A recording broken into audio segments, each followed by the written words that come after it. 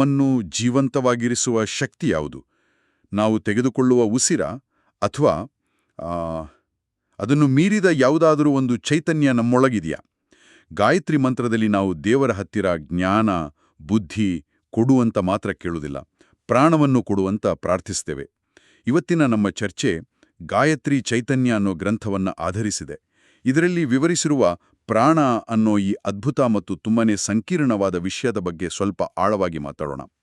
ನಮ್ಮ ಗುರಿ ಏನು ಅಂದರೆ, ಪ್ರಾಣ ಅಂದರೆ ಏನು, ಅದರಲ್ಲಿ ಎಷ್ಟು ವಿಧಗಳಿವೆ ಮತ್ತು ನಮ್ಮ ದೈಹಿಕ ಹಾಗೂ ಆಧ್ಯಾತ್ಮಿಕ ಜೀವನದಲ್ಲಿ ಅದರ ಪಾತ್ರವೇನು ಅಂತ ತಿಳ್ಕೊಳ್ಳುವುದು. ಹೌದು, ಸಾಮಾನ್ಯವಾಗಿ ಮಂತ್ರಗಳು ಮನನದಿಂದ ನಮ್ಮನ್ನು ರಕ್ಷಿಸುತ್ತವೆ, ಅಂದ್ರೆ ಮನಸ್ಸನ್ನು ಕಾಪಾಡ್ತವೆ. ಆದ್ರೆ ಗಾಯತ್ರಿ ಮಂತ್ರದ ವಿಶೇಷತೆ ಏನಪ್ಪಾ ಅಂದ್ರೆ, ಅದು ಮನಸ್ಸು ಮತ್ತು ಪ್ರಾಣ ಎರಡನ್ನೂ ಕಾಪಾಡುತ್ತೆ. ನಮ್ಮಲ್ಲಿ ಪ್ರಾಣಶಕ್ತಿಯ ಕೊರತೆಯಾದ್ರೆ ಅದು ನಮ್ಮ ಶಾರೀರಿಕ, ಮಾನಸಿಕ, ಬೌದ್ಧಿಕ ಬೆಳವಣಿಗೆಗೆ ಅಡ್ಡಿ ಮಾಡುತ್ತೆ. ಅದಕ್ಕೆ ಶಾಸ್ತ್ರಗಳಲ್ಲಿ ಪ್ರಾಣವೇ ಶಕ್ತಿ, ಪ್ರಾಣವೇ ಬಲ, ಪ್ರಾಣವೇ ಅಮೃತ, ಹೀಗೆ ಪ್ರಾಣವೇ ಜೀವಾತ್ಮ ಅಂತ ಹೇಳಿರೋದು. ಹಾಗಾದ್ರೆ ಈ ಪ್ರಾಣ ಅನ್ನೋದು ನಮ್ಮ ದೇಹದಲ್ಲಿ ಒಂದೇ ರೂಪದಲ್ಲಿರುತ್ತಾ ಅಥವಾ ಅದರಲ್ಲಿ ಬೇರೆ ಬೇರೆ ವಿಧಗಳಿವೆಯಾ? ಇಲ್ಲಿಂದ ನಮ್ಮ ಚರ್ಚೆ ಇನ್ನಷ್ಟು ಆಸಕ್ತಿದಾಯಕವಾಗುತ್ತೆ ಅನಿಸುತ್ತೆ. ಖಂಡಿತ. ನಮ್ಮ ದೇಹದಲ್ಲಿ ಪ್ರಾಣ ಅನ್ನೋದು ಒಂದೇ ಶಕ್ತಿಯಾಗಿದ್ರೂ ಅದು ಮಾಡುವ ಕೆಲಸಗಳಿಗೆ ಅನುಗುಣವಾಗಿ 5 ಮುಖ್ಯ ರೂಪಗಳಲ್ಲಿ ಕಾರ್ಯನಿರ್ವಹಿಸುತ್ತೆ. ಇವನ್ನೇ ಪಂಚಪ್ರಾಣಗಳು ಅಂತ ಕರೆಯೋದು. ಪ್ರತಿಯೊಂದಕ್ಕೂ ನಮ್ಮ ದೇಹದಲ್ಲಿ ತನ್ನದೇ ಆದ ಜಾಗ, ಕೆಲಸ ಮತ್ತು ಚಲನೆಯ ದಿಕ್ಕು ಇದೆ. ಓಹೋ, ಹಾಗಾದ್ರೆ ನಾವು ಸಾಮಾನ್ಯವಾಗಿ ಪ್ರಾಣ ಅಂತ ಬಳಸುವ ಪದ ಈ 5ರಲ್ಲಿ ಒಂದು ಮಾತ್ರವೇ. ಇದು ಬಹಳ ಜನರಿಗೆ ಗೊತ್ತಿರಲಿಕ್ಕಿಲ್ಲ. ಹಾಗಿದ್ರೆ ಮೊದಲನೆಯದು ಯಾವುದು? ಮೊದಲನೆಯದಾಗಿ ಅದರ ಹೆಸರೇ ಪ್ರಾಣವಾಯು. ಇದರ ಜಾಗ ನಮ್ಮ ಹೃದಯ. ಇದರ ಮುಖ್ಯ ಕೆಲಸ ಉಸಿರಾಟವನ್ನು, ಅಂದ್ರೆ ಉಚ್ಛ್ವಾಸ ಮತ್ತು ನಿಶ್ವಾಸಗಳನ್ನು ಒಂದು ಲಯದಲ್ಲಿ ನಿಯಂತ್ರಿಸುವುದು. ಇದರ ಚಲನೆ ಯಾವಾಗಲೂ ಮೇಲ್ಮುಖವಾಗಿ, ಅಂದ್ರೆ ಊರ್ಧ್ವಮುಖವಾಗಿ ಇರುತ್ತೆ. ಇದು ನಮ್ಮ ಶರೀರವನ್ನು ಕಾಪಾಡುವ ಮೂಲಭೂತ ಶಕ್ತಿ. ಸರಿ, ಈ ಒಂದು ಗೊಂದಲ ಶುರುವಾಗುತ್ತೆ. ನೀವು ಪ್ರಾಣವಾಯು ಉಸಿರಾಟವನ್ನು ನಿಯಂತ್ರಿಸುತ್ತೆ ಅಂತ ಹೇಳಿದ್ರಿ. ಹಾಗಾದ್ರೆ ನಾವು ತೆಗೆದುಕೊಳ್ಳುವ ಉಸಿರಿಗೂ ಮತ್ತು ಈ ಒಟ್ಟಾರೆ ಪ್ರಾಣ ಅನ್ನೋ ಶಕ್ತಿಗೂ ಏನು ವ್ಯತ್ಯಾಸ? ಎರಡೂ ಒಂದೇನಾ? ಬಹಳ ಮುಖ್ಯವಾದ ಪ್ರಶ್ನೆ ಇದು. ಇಲ್ಲ, ಎರಡೂ ಒಂದೇ ಅಲ್ಲ. ಉಸಿರು ಅನ್ನೋದು ಪ್ರಾಣದ ಒಂದು ಭೌತಿಕ, ಅಂದ್ರೆ ಹೊರಗೆ ಕಾಣುವ ರೂಪ ಅಷ್ಟೇ. ಇದನ್ನ ಹೀಗೆ ಅರ್ಥ ಮಾಡ್ಕೊಳ್ಬೋದು. ವಿದ್ಯುತ್ತನ್ನು ಸಾಗಿಸಲು ತಂತಿಗಳು ಬೇಕು ಅಲ್ವಾ? ಹೌದು. ಇಲ್ಲಿ ವಿದ್ಯುತ್ ಪ್ರಾಣ ಇದ್ದ ಹಾಗೆ, ಆ ತಂತಿ ಉಸಿರು ಇದ್ದ ಹಾಗೆ. ಉಸಿರು ಆ ಪ್ರಾಣಶಕ್ತಿಯನ್ನು ನಮ್ಮ ದೇಹದೊಳಗೆ ಸಾಗಿಸುವ ಒಂದು ವಾಹಕ ಅಷ್ಟೇ. ಪ್ರಾಣ ಅನ್ನೋದು ಒಂದು ವಿಶ್ವವ್ಯಾಪಿ ಜೀವ ಚೈತನ್ಯ. ಅದ್ಭುತವಾದ ಹೋಲಿಕೆ. ಪ್ರಾಣ ವಿದ್ಯುತ್, ಉಸಿರು ಅದನ್ನು ಸಾಗಿಸುವ ತಂತಿ. ಇದು ಸ್ಪಷ್ಟವಾಯಿತು. ಸರಿ, ಪಂಚಪ್ರಾಣಗಳಲ್ಲಿ ಎರಡನೆಯದು ಯಾವುದು? ಎರಡನೆಯದು ಅಪಾನ. ಇದರ ಜಾಗ ಗುದದ್ವಾರ. ಇದರ ಕೆಲಸ ಪ್ರಾಣವಾಯುವಿಗೆ ಸಂಪೂರ್ಣ ವಿರುದ್ಧ. ಇದು ಶರೀರದಲ್ಲಿರುವ ಬೇಡವಾದ ಪದಾರ್ಥಗಳನ್ನ, ವಿಷವನ್ನ ಹೊರಹಾಕುತ್ತೆ. ಅಂದ್ರೆ ವಿಸರ್ಜನೆ ಮತ್ತು ಶುದ್ಧೀಕರಣದ ಜವಾಬ್ದಾರಿ ಇದ್ರದು. ಹಾಗಾಗಿ ಇದರ ದಿಕ್ಕು ಕೆಳಮುಖ, ಅಂದ್ರೆ ಅಧೋಮುಖಿ. ಪ್ರಾಣ ಮತ್ತು ಅಪಾನ ಒಂದು ಶಕ್ತಿಯನ್ನು ಒಳಗೆ ತಂದರೆ ಇನ್ನೊಂದು ಅನಗತ್ಯವಾದುದನ್ನು ಹೊರಹಾಕುತ್ತದೆ. ಇದು ದೇಹದ ಒಂದು ರೀತಿಯ ಇಂಟೇಕ್ ಮತ್ತು ವೇಸ್ಟ್ ಮ್ಯಾನೇಜ್ಮೆಂಟ್ ವ್ಯವಸ್ಥೆ ಹಾಗೆ ಕೇಳಿಸ್ತಿದೆ. ಇದು ಅರ್ಥ ಮಾಡ್ಕೊಳ್ಳೋಕೆ ಸುಲಭವಾಗಿದೆ. ಆದರೆ ನಮ್ಮ ದೇಹದಲ್ಲಿ ಮಾತನಾಡುವುದು, ಯೋಚಿಸುವುದು, ಈ ಥರದ ಮೇಲ್ಮಟ್ಟದ ಕ್ರಿಯೆಗಳಿವೆಯಲ್ಲ, ಅವುಗಳನ್ನು ಯಾವ ಪ್ರಾಣ ನಿಯಂತ್ರಿಸುತ್ತೆ? ಕರೆಕ್ಟ್, ಸರಿಯಾದ ಪ್ರಶ್ನೆ. ಅದಕ್ಕೆ ಕಾರಣ ಮೂರನೆಯ ಪ್ರಾಣ, ಉದಾನ. ಇದರ ಸ್ಥಾನ ಗಂಟಲು. ಇದು ಅತ್ಯಂತ ಪ್ರಮುಖವಾದದ್ದು.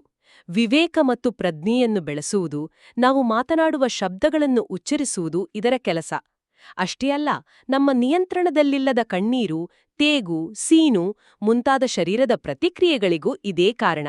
ಇಲ್ಲಿ ಒಂದು ಅತೀ ಮುಖ್ಯವಾದ ಅಂಶವಿದೆ. ಏನು ಅದು? ಸಾವಿನ ಸಮಯದಲ್ಲಿ ಸೂಕ್ಷ್ಮ ಶರೀರವನ್ನು ನಮ್ಮ ಭೌತಿಕ ಶರೀರದಿಂದ ಬೇರ್ಪಡಿಸಲು ಬೇಕಾದ ಶಕ್ತಿಯನ್ನು ಕೊಡುವುದು ಇದೇ ಉದಾನವಾಯು.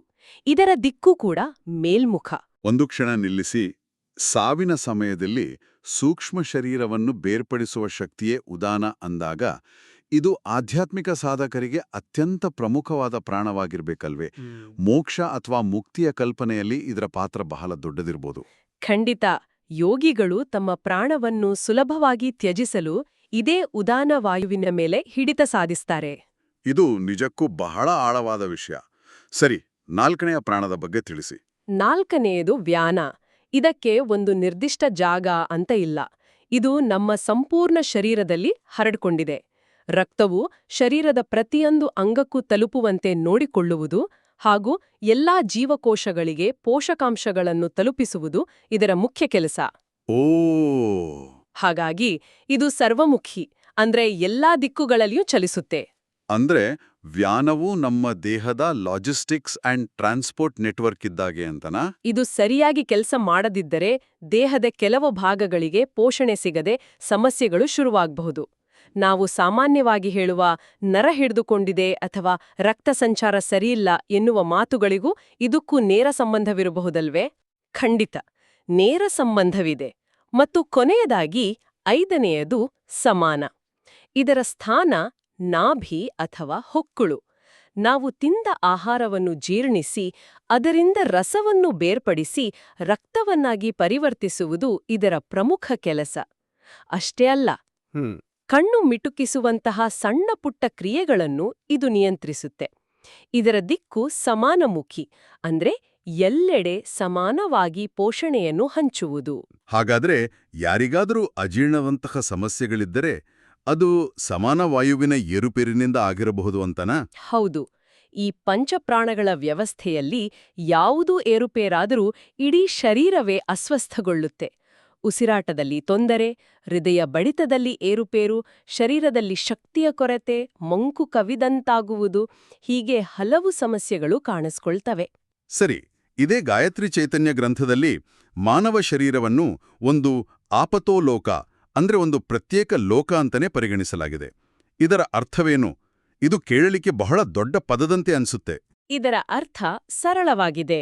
ನಮ್ಮ ದೇಹವನ್ನು ಒಂದು ದೊಡ್ಡ ಕೋಟೆಯ ಹಾಗೆ ಕಲ್ಪಿಸಿಕೊಳ್ಳಿ. ಹೊರಗಿರುವ ಬ್ರಹ್ಮಾಂಡದ ಜ್ಞಾನ ಮತ್ತು ಶಕ್ತಿಗಳು ಈ ಕೋಟೆಯೊಳಗೆ ಬರಲು 5 ಮುಖ್ಯ ದ್ವಾರಗಳಿವೆ. ಪ್ರತಿ ದ್ವಾರಕ್ಕೂ ಒಬ್ಬ ಕಾವಲುಗಾರ, ಅಂದ್ರೆ ದೇವತೆ, ಮತ್ತು ಒಂದು ನಿರ್ದಿಷ್ಟ ಶಕ್ತಿ, ಅಂದ್ರೆ ಪಂಚಪ್ರಾಣಗಳಲ್ಲಿ ಒಂದು ಇದೆ. ಇದನ್ನೇ ಪಂಚಮುಖಿ ಗಾಯತ್ರಿ ಉಪಾಸನೆ ಅಂತ ಕರೆಯುತ್ತಾರೆ. ಕೋಟೆಯ ಹೋಲಿಕೆ ಅರ್ಥ ಮಾಡಿಕೊಳ್ಳಲು ಸುಲಭವಾಯಿತು. ಹಾಗಾದರೆ ಆ 5 ದ್ವಾರಗಳು, ಅವುಗಳ ಕಾವಲುಗಾರರು ಯಾರು? ಪೂರ್ವ ದಿಕ್ಕಿನ ದ್ವಾರ ನಮ್ಮ ಕಣ್ಣುಗಳು. ಜ್ಞಾನದ ಬೆಳಕು ಒಳಬರುವುದು ಇಲ್ಲಿಂದಲೇ. ಹಾಗಾಗಿ ಇಲ್ಲಿಯ ಶಕ್ತಿ ಪ್ರಾಣ ಮತ್ತು ದೇವತೆ ಸೂರ್ಯ, ಅಂದ್ರೆ ಆದಿತ್ಯ. ಇದು ತಾರ್ಕಿಕವಾಗಿ ಹೊಂದಿಕೊಳ್ಳುತ್ತದೆ ಅಲ್ವೇ? ಹೌದು ಹೌದು. ಪಶ್ಚಿಮ ದಿಕ್ಕಿನ ದ್ವಾರ ನಮ್ಮ ಮಾತು ಅಥವಾ ವಾಕ್. ಇಲ್ಲಿಯ ಶಕ್ತಿ ಅಪಾನ ಮತ್ತು ದೇವತೆ ಅಗ್ನಿ. ಉತ್ತರ ದಿಕ್ಕಿನ ದ್ವಾರ ನಮ್ಮ ಮನಸ್ಸು. ಇಲ್ಲಿಯ ಶಕ್ತಿ ಸಮಾನ ಮತ್ತು ದೇವತೆ ಪರ್ಜನ್ಯ. ದಕ್ಷಿಣ ದಿಕ್ಕಿನ ದ್ವಾರ ನಮ್ಮ ಕಿವಿಗಳು. ಇಲ್ಲಿಯ ಶಕ್ತಿ ವ್ಯಾನ ಮತ್ತು ದೇವತೆಗಳು ದಿಗ್ದೇವತೆಗಳು. ಮತ್ತು ಕೊನೆಯದಾಗಿ ಮೇಲ್ಮುಖ ದ್ವಾರ, ಅದು ನಮ್ಮ ಬುದ್ಧಿ. ಇಲ್ಲಿಯ ಶಕ್ತಿ ಉದಾನ ಮತ್ತು ದೇವತೆ ಆಕಾಶ ಬ್ರಹ್ಮ. ತಮ್ಮೊಳಗೆ ಇಷ್ಟೆಲ್ಲ ದೈವಿಕ ಶಕ್ತಿ ಇದ್ರೂ ಅದನ್ನು ಅರಿಯಲಾರದೆ ಮನುಷ್ಯರು ಪರಮ ದರಿದ್ರರಂತೆ ಅಲಿಯುತ್ತಿರುವುದು ವಿಪರ್ಯಾಸ ಎಂಬ ಋಷಿಗಳ ಮಾತು ಇಲ್ಲಿ ನೆನಪಾಗುತ್ತೆ. ಈ ವ್ಯವಸ್ಥೆಯನ್ನು ಅರ್ಥ ಮಾಡಿಕೊಂಡು ಉಪಾಸನೆ ಮಾಡಿದರೆ ತೇಜಸ್ಸು, ಬ್ರಹ್ಮವರ್ಚಸ್ಸು, ಓಜಸ್ಸು ಎಲ್ಲವನ್ನೂ ಪಡೆಯಬಹುದು ಅಂತ ಗ್ರಂಥ ಹೇಳ್ತದೆ. ಈ ಪದಗಳನ್ನು ನಾವು ಕೇಳಿರ್ತೇವೆ: ತೇಜಸ್ಸು, ಓಜಸ್ಸು ಮತ್ತು ವಿಶೇಷವಾಗಿ ಬ್ರಹ್ಮವರ್ಚಸ್ಸು. ಇದರ ಸರಳವಾದ ಅರ್ಥವೇನು? ಇದು ಕೇವಲ ದೈಹಿಕ ಆರೋಗ್ಯವೋ ಅಥವಾ ಅದಕ್ಕಿಂತ ಹೆಚ್ಚಿನೇನಾದ್ರೂ ಇದೆಯಾ? ಇದು ಕೇವಲ ದೈಹಿಕ ಆರೋಗ್ಯವಲ್ಲ. ತೇಜಸ್ಸು ಅಂದ್ರೆ ಮುಖದಲ್ಲಿ ಮತ್ತು ವ್ಯಕ್ತಿತ್ವದಲ್ಲಿ ಕಾಣುವ ಒಂದು ಬಗೆಯ ಕಾಂತಿ. ಓಜಸ್ಸು ಅಂದ್ರೆ ನಮ್ಮಲ್ಲಿರುವ ಜೀವಶಕ್ತಿ ಅಥವಾ ಚೈತನ್ಯ. ಇನ್ನು ಬ್ರಹ್ಮವರ್ಚಸ್ಸು ಅಂದ್ರೆ ಜ್ಞಾನ ಮತ್ತು ತಪಸ್ಸಿನಿಂದ ಬರುವ ದೈವಿಕ ತೇಜಸ್ಸು. ಇದು ಜ್ಞಾನಿಯ ಲಕ್ಷಣ. ಸ್ಪಷ್ಟವಾಯಿತು. ಸರಿ, ನಾವು ಎಚ್ಚರವಾಗಿರುವಾಗ ಈ ಪ್ರಾಣಗಳ ವ್ಯವಸ್ಥೆ ಹೇಗೆ ಕೆಲಸ ಮಾಡುತ್ತದೆ ಅಂತ ತಿಳಿಯಿತು. ಆದರೆ ನಾವು ಸಂಪೂರ್ಣ ಪ್ರಜ್ಞೆಯಲ್ಲಿ ಇಲ್ಲದಿರುವಾಗ, ಉದಾಹರಣೆಗೆ ಗಾಢನಿದ್ರೆಯಲ್ಲಿ, ಧ್ಯಾನದಲ್ಲಿ ಅಥವಾ ಪ್ರಜ್ಞೆ ತಪ್ಪಿದಾಗ, ಆಗ ಈ ಪ್ರಾಣ ಎಲ್ಲಿರುತ್ತೆ? ಅದರ ಸ್ಥಿತಿ ಹೇಗಿರುತ್ತೆ? ನಿರ್ದಿಷ್ಟ ಸಂದರ್ಭಗಳಲ್ಲಿ ಪ್ರಾಣವನ್ನು ಒಳಗೊಂಡಿರುವ ಪ್ರಾಣಮಯ ಕೋಶವು ನಮ್ಮ ಭೌತಿಕ ಶರೀರದಿಂದ ತಾತ್ಕಾಲಿಕವಾಗಿ ಹೊರಬರಲು ಸಾಧ್ಯವಿದೆ. ಅದು ಯಾವೆಲ್ಲಾ ಸಂದರ್ಭಗಳು? ಮೊದಲನೆಯದಾಗಿ, ಗಾಢವಾದ ಧ್ಯಾನ ಅಥವಾ ತಪಸ್ಸಿನಲ್ಲಿ ಸಾಧಕರು ಸಿದ್ಧಿಯ ಮೂಲಕ ತಮ್ಮ ಪ್ರಾಣವನ್ನು ಸ್ವಲ್ಪ ಸಮಯದ ಮಟ್ಟಿಗೆ ಶರೀರದಿಂದ ಹೊರತರಬಹುದು. ಎರಡನೇದಾಗಿ ಸ್ವಪ್ನಾವಸ್ಥೆಯಲ್ಲಿ ಪ್ರಶಾಂತವಾದ ನಿದ್ರೆಯಲ್ಲಿದ್ದಾಗ ನಮ್ಮ ಸೂಕ್ಷ್ಮ ಶರೀರವು ಆಸ್ಟ್ರಲ್ ಟ್ರಾವೆಲ್ ಮಾಡುವುದನ್ನು ಕೆಲವೊಮ್ಮೆ ನಾವು ಕನಸಿನಲ್ಲಿ ಕಾಣಬಹುದು. ಮೂರನೇದಾಗಿ ಮೂರ್ಛೆ ಅಥವಾ ಕೋಮಾ ಸ್ಥಿತಿಯಲ್ಲಿ ತಲೆಗೆ ಪೆಟ್ಟಾದಾಗ ಅಥವಾ ತೀವ್ರ ಅನಾರೋಗ್ಯದಿಂದ ಪ್ರಜ್ಞೆ ತಪ್ಪಿದಾಗ ಪ್ರಾಣವು ಶರೀರದಿಂದ ಹೊರಹೋಗಬಹುದು. ಇನ್ನು ವೈದ್ಯಕೀಯವಾಗಿ ನಾವು ಪ್ರಜ್ಞೆ ತಪ್ಪಿಸುವ ಸಂದರ್ಭವಿದೆಯಲ್ಲ, ಅರಿವಳಿಕೆ ಅಥವಾ ಅನಸ್ಥೀಶಿಯಾ. ಹೌದು, ಅದು ನಾಲ್ಕನೆಯ ಸಂದರ್ಭ. ಶಸ್ತ್ರಚಿಕಿತ್ಸೆಯ ಸಮಯದಲ್ಲಿ ಅರಿವಳಿಕೆ ನೀಡಿದಾಗಲೂ ಪ್ರಾಣವು ತಾತ್ಕಾಲಿಕವಾಗಿ ಹೊರಹೋಗುತ್ತೆ. ಇದೇ ಕಾರಣಕ್ಕೆ ಕೆಲವು ರೋಗಿಗಳು ತಾವು ತಮ್ಮದೇ ಶರೀರವನ್ನು ಆಪರೇಷನ್ ಟೇಬಲ್ ಮೇಲಿದ್ದುಕೊಂಡು ಹೊರಗಿನಿಂದ ನೋಡಿದ ಅನುಭವವನ್ನು ಹಂಚಿಕೊಳ್ತಾರೆ. ಇದು ನಿಜಕ್ಕೂ ವಿಸ್ಮಯಕಾರಿ. ಇದು ಒಂದು ಆಧ್ಯಾತ್ಮಿಕ ಪರಿಕಲ್ಪನೆಯನ್ನು ಆಧುನಿಕ ವೈದ್ಯಕೀಯ ಪ್ರಕ್ರಿಯೆಯೊಂದಿಗೆ ಜೋಡಿಸುತ್ತೆ. ಅಂದ್ರೆ ಕೆಲ ರೋಗಿಗಳು ಹೇಳುವ ಔಟ್ ಆಫ್ ಬಾಡಿ ಎಕ್ಸ್ಪೀರಿಯನ್ಸಸ್ ಅನ್ನೋದು ಕೇವಲ ಭ್ರಮೆ ಅಲ್ಲ, ಪ್ರಾಚೀನ ಗ್ರಂಥಗಳಲ್ಲಿ ವಿವರಿಸಿದ ಪ್ರಾಣಮಯ ಕೋಶ ತಾತ್ಕಾಲಿಕವಾಗಿ ಬೇರ್ಪಡುವ ಒಂದು ಘಟನೆ ಇರಬಹುದಾ? ಆ ಸಾಧ್ಯತೆಯನ್ನು ಗ್ರಂಥವು ಸೂಚಿಸುತ್ತೆ. ಮತ್ತು ಐದನೆಯ ಅಂತಿಮ ಸಂದರ್ಭವೆಂದರೆ ಮರಣ. ಈ ಸಮಯದಲ್ಲಿ ಪ್ರಾಣವು ಭೌತಿಕ ಶರೀರವನ್ನು ಶಾಶ್ವತವಾಗಿ ತ್ಯಜಿಸುತ್ತೆ. ನಾವು ಮೊದಲೇ ಪ್ರಾಣ ಮತ್ತು ಉಸಿರಿನ ವ್ಯತ್ಯಾಸದ ಬಗ್ಗೆ ಮಾತಾಡಿದೆವು. ಹಾಗೆಯೇ ಬೇರೆ ಕೆಲವು ಸೂಕ್ಷ್ಮ ವ್ಯತ್ಯಾಸಗಳು ಇರಬೇಕಲ್ವೇ?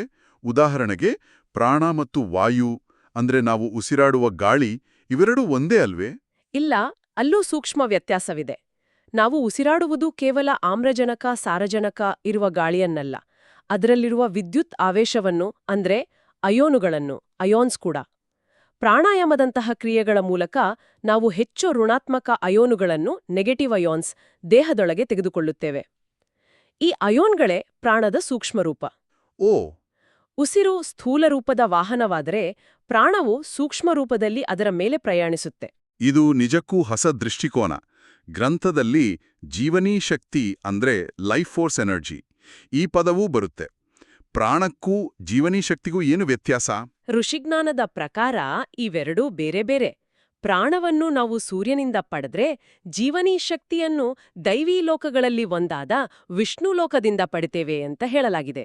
ಇಲ್ಲಿ ಒಂದು ಅತ್ಯಂತ ವಿಸ್ಮಯಕಾರಿ ಸತ್ಯವಿದೆ. ಏನೋ ಅದು? ವ್ಯಕ್ತಿಯು ಮರಣ ಹೊಂದಿದಾಗ ಪ್ರಾಣವು ಶರೀರವನ್ನು ಬಿಟ್ಟು ಹೋಗುತ್ತದೆ. ಆದ್ರೆ ಜೀವನೀ ಶಕ್ತಿಯ ಇರುವಿಕೆಯಿಂದಲೇ ಆತನ ಅಂಗಾಂಗಗಳು ಸ್ವಲ್ಪ ಸಮಯದವರೆಗೆ ಜೀವಂತವಾಗಿರುತ್ತವೆ. ಇದೇ ಕಾರಣಕ್ಕೆ ಮೃತ ವ್ಯಕ್ತಿಯ ಅಂಗಾಂಗಗಳನ್ನು ದಾನ ಮಾಡಲು ಸಾಧ್ಯವಾಗುವುದು. ಒಂದು ನಿಮಿಷ, ಇದು ಬಹಳ ಆಶ್ಚರ್ಯಕರವಾದ ವಿಷಯ. ಅಂದ್ರೆ ಅಂಗಾಂಗ ದಾನ ಸಾಧ್ಯವಾಗುವುದಕ್ಕೆ ಕಾರಣ ಪ್ರಾಣ ಅಲ್ಲ, ಬದಲಿಗೆ ಈ ಜೀವನೀ ಶಕ್ತಿ ಅಂತ ಹೇಳ್ತಿದ್ದೀರಾ. ನಾವು ಸಾಮಾನ್ಯವಾಗಿ ಎಲ್ಲದಕ್ಕೂ ಪ್ರಾಣ ಹೋಯ್ತು ಅಂತೇವೆ. ಆದರೆ ಇವೆರಡರ ನಡುವೆ ಇಂಥ ಒಂದು ಸೂಕ್ಷ್ಮ ವ್ಯತ್ಯಾಸವಿದೆ ಅನ್ನೋದು ನನಗೆ ಹೊಸತು. This completely changes the way we think about life and death at a biological level. ಹೌದು, ಪ್ರಾಣ ಹೋದ್ರೂ ಜೀವನೀ ಶಕ್ತಿ ಸ್ವಲ್ಪ ಕಾಲ ಉಳಿದಿರುತ್ತದೆ. ಅದ್ಭುತ. ಹಾಗಾದ್ರೆ ಕುಂಡಲಿನಿ ಶಕ್ತಿ ಮತ್ತು ಪ್ರಾಣ ಎವೆರಡಕ್ಕೂ ಏನು ಸಂಬಂಧ? ಇದೂ ಕೂಡ ಒಂದು ದೊಡ್ಡ ಗೊಂದಲ. ಕುಂಡಲಿನಿ ಶಕ್ತಿಯು ನಮ್ಮಲ್ಲಿರುವ ಸುಪ್ತ ಸ್ಥಿರ ಶಕ್ತಿ, ಅಂದ್ರೆ ಪೊಟೆನ್ಷಿಯಲ್ ಎನರ್ಜಿ ಇದ್ದ ಹಾಗೆ. ಆದ್ರೆ ಪ್ರಾಣವು ಸಕ್ರಿಯ ಚಲನಶೀಲ ಶಕ್ತಿ, ಅಂದ್ರೆ ಕೈನೆಟಿಕ್ ಎನರ್ಜಿ ಇದ್ದ ಹಾಗೆ. ಓಕೆ, ಪ್ರಾಣದ ಸಹಾಯದಿಂದ ಅಂದ್ರೆ ಪ್ರಾಣಾಯಾಮದಂತಹ ಕ್ರಿಯೆಗಳಿಂದ ಈ ಚಲನಶೀಲ ಶಕ್ತಿಯನ್ನು ಬಳಸಿ ಷಟ್ಚಕ್ರಗಳನ್ನು ಭೇದಿಸಿ ಸುಪ್ತವಾಗಿರುವ ಕುಂಡಲಿನಿ ಶಕ್ತಿಯನ್ನು ಜಾಗೃತಗೊಳಿಸಲಾಗುತ್ತೆ.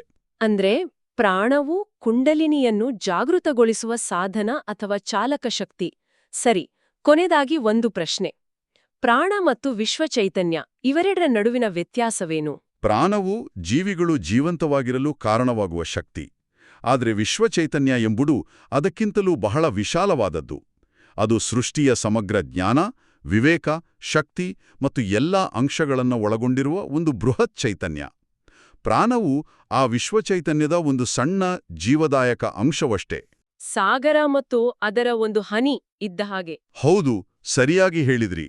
ಹಾಗಾದ್ರೆ ಇಂದಿನ ಚರ್ಚೆಯ ಸಾರಾಂಶಕ್ಕೆ ಬಂದ್ರೆ, ಪ್ರಾಣ ಎನ್ನುವುದು ಕೇವಲ ಉಸಿರಾಟವಲ್ಲ, ಅದು ನಮ್ಮ ಸಂಪೂರ್ಣ ಅಸ್ತಿತ್ವವನ್ನು ನಿಯಂತ್ರಿಸುವ 5 ವಿಭಿನ್ನ ಶಕ್ತಿಗಳ ಒಂದು ಅತ್ಯಂತ ಸಂಕೀರ್ಣವಾದ ವ್ಯವಸ್ಥೆ. ಮತ್ತು ನಮ್ಮ ಈ ಭೌತಿಕ ಶರೀರವನ್ನು ಬ್ರಹ್ಮಾಂಡದ ಶಕ್ತಿ ಮೂಲದೊಂದಿಗೆ ಸಂಪರ್ಕಿಸುವ ಒಂದು ಅದ್ಭುತವಾದ ಕೊಂಡಿ. ಹೌದು, ಖಂಡಿತ. ಈ ಚರ್ಚೆಯನ್ನು ಒಂದು ಕುತೂಹಲಕಾರಿ ವಿಷಯದೊಂದಿಗೆ ಮುಗಿಸೋಣ. ಗ್ರಂಥದ ಪ್ರಕಾರ ನಮಗೆ ಆಧ್ಯಾತ್ಮಿಕ ಪ್ರಾಣವು ಸೂರ್ಯನಿಂದ ಮತ್ತು ಲೌಕಿಕ ಅಂದ್ರೆ ಪ್ರಾಪಂಚಿಕ ಪ್ರಾಣವು ಚಂದ್ರನಿಂದ ಸಿಗ್ತದೆ. ಇನ್ನೂ ಒಂದು ಹೆಜ್ಜೆ ಮುಂದೆ ಹೋಗಿ ಹೇಳುವುದಾದರೆ, ತಾಯಿಯ ಗರ್ಭದಲ್ಲಿರುವ ಮಗುವು ತನ್ನ ಉಸಿರಾಟಕ್ಕಾಗಿ ತಾಯಿಯ ಪ್ರಾಣವನ್ನೇ ಅವಲಂಬಿಸಿರುತ್ತೆ. ಆದರೆ ಜನನದ ಸಮಯದಲ್ಲಿ ಅದು ಸೂರ್ಯನಿಂದ ತನ್ನದೇ ಆದ ವೈಯಕ್ತಿಕ ಪ್ರಾಣಮಯ ಕೋಶವನ್ನು ಪಡೆಯುತ್ತೆ. ನಮ್ಮ ಹುಟ್ಟಿನ ಕ್ಷಣದಿಂದಲೇ ನಮ್ಮನ್ನು ಪೋಷಿಸುವ ಈ ಅದೃಶ್ಯವಾದ ಬ್ರಹ್ಮಾಂಡದ ಸಂಪರ್ಕಗಳ ಬಗ್ಗೆ ಕೇಳುಗರು ಯೋಚಿಸಬಹುದು.